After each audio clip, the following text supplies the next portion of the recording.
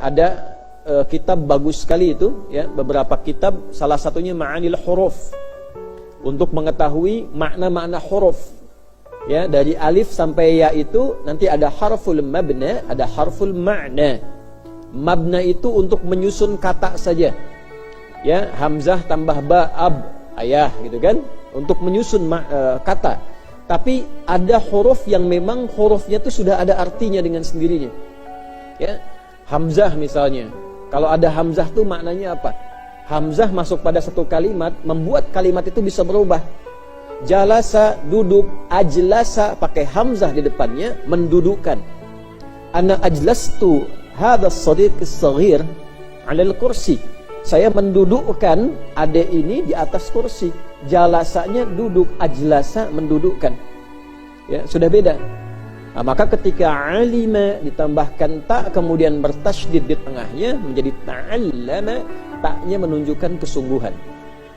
Salah satu maknanya, taknya menunjukkan apa? Kesungguhan. Ini yang bisa baca kitab berbahasa Arab, cari nanti kitab, ya, namanya Mughnil Labib an Kutubil A'arib. Mughnil Labib an Kutubil A'arib. Itu karya Ibnu Hisham Al-Ansari. Yaitu membahas huruf-huruf maknanya dari alif sampai ya. Nanti manfaatnya apa? Ketika mengaji Al-Quran, kita bisa memahami dengan lebih dalam. Ya, contoh begini. Alif Lam Mim Dzalikal kitabu la raiba fihi hudal lil muttaqin. Misal, dzalika. Coba Bapak Ibu boleh lihat di terjemahan, baik di mushaf ataupun di aplikasi terjemah, diartikannya dengan ini, kitab ini. Dzalikal kitabu la raiba fi. Kitab Al-Quran ini tidak ada keraguan di dalamnya. Tidak boleh diragukan isinya. Padahal kalau kita belajar bahasa Arab, dzalika diartikan itu. Ini bahasa Arabnya hadza. Kok bisa diterjemahkannya dengan ini?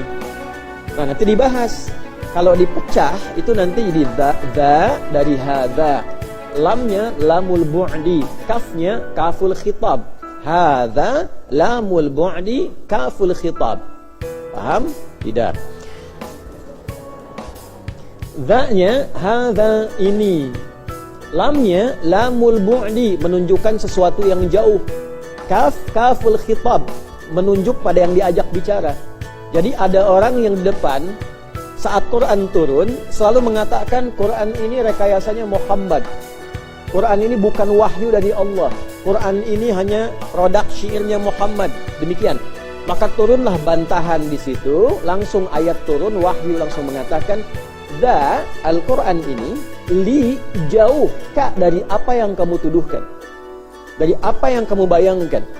La raiba fi, semua isinya, seluruh kandungannya tidak bisa diragukan, tidak ada celah untuk meragukannya." Kenapa menggunakan raib, tidak menggunakan syak? Padahal dua-duanya diartikan ragu. Syak ada raib. Kalau syak itu ragu saja di tengah-tengah antara yakin dan tidak. Ini ada 30 cm, ya, dari 0 tidak yakin, 30 yakin sekali. Tengah-tengahnya wasatun 15 cm-nya itu syak namanya. Tapi kalau ada orang kemudian meragukan dengan menuduh, disertai tuduhan, tapi nggak punya bukti, dia menuduh tuhmah, tidak punya bukti, hujjah, dan tidak ada esensi hajah. La hujjata wala hajjata fi syakkihi, itu raib namanya. Contoh, sudah jam 8:20, Ustaz belum datang. Mulai ragu nih, sebenarnya Ustaz datang nggak sih? Hah? Nah, di balik keraguan itu setan masuk membisikkan, jangan-jangan panitia nggak update. Nah, jangan-jangan tuh. Ya, masuklah sangkaan di situ. Ya, begitu syak ketemu sangka jadi raib. Makanya bahasa kitanya ada syak wasangka. Sudah ragu, nyangka. Ya, wa-nya itu wa, sangka itu bahasa kita kadang suka digabungkan, ya. Maksud saya ingin katakan bahwa di dalam Islam itu kita bersyukur.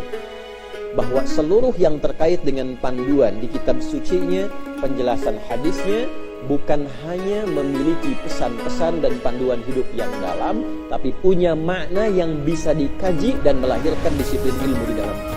Cari di muka bumi ini kitab yang disucikan, yang punya makna luas dan dalam. Satu, keluasan maknanya menjadi pedoman hidup yang tidak dibatasi oleh zaman. Dua, tiga, isinya bahkan lafadznya bisa dikaji. Empat, menjadi disiplin ilmu.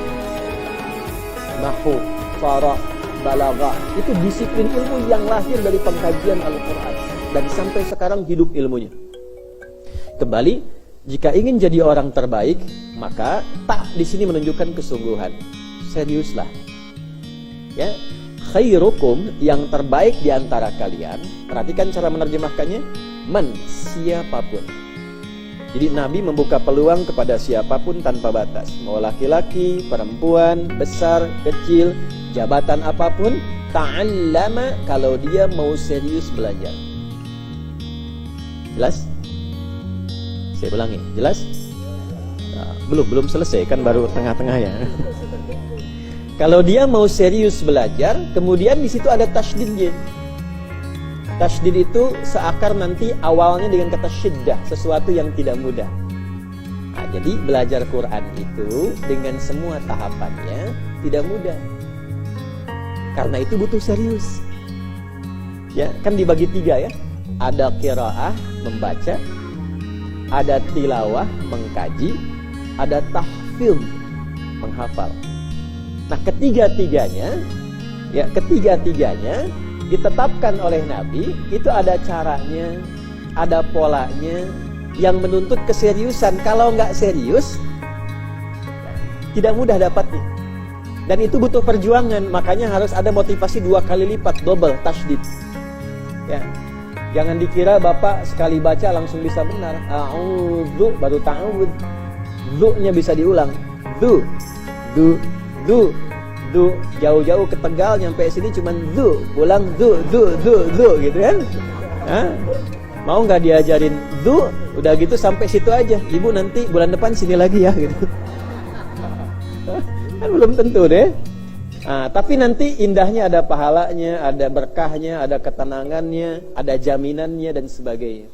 Nah, jadi yang pertama yang harus kita siapkan adalah kesungguhan. Yang kedua, motivasi 2 kali lipat kalau mengaji Quran. Dan ini hadisnya hanya untuk Al-Quran.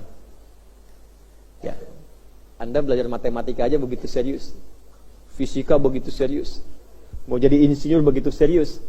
Masa untuk mendapatkan semua fasilitas kebahagiaan dunia dan akhirat kita, ya, ada yang tidak serius. Kayaknya tidak berimbang itu. Ya, kemudian setelah paham isinya, wa'allamah, lalu amalkan. Itulah kunci menjadi orang terbaik, terhebat, teristimewa, yang langsung jaminannya dari Nabi. Jadi bukan teori, tapi langsung jaminannya dari siapa? Nabi SAW. Dan beliau, wa ma yantiqu 'anil hawa in huwa illa wahyu yuha. Tidak mungkin beliau secara independen pribadinya mengatakan, tapi pasti dibimbing oleh Allah Subhanahu Ta'ala.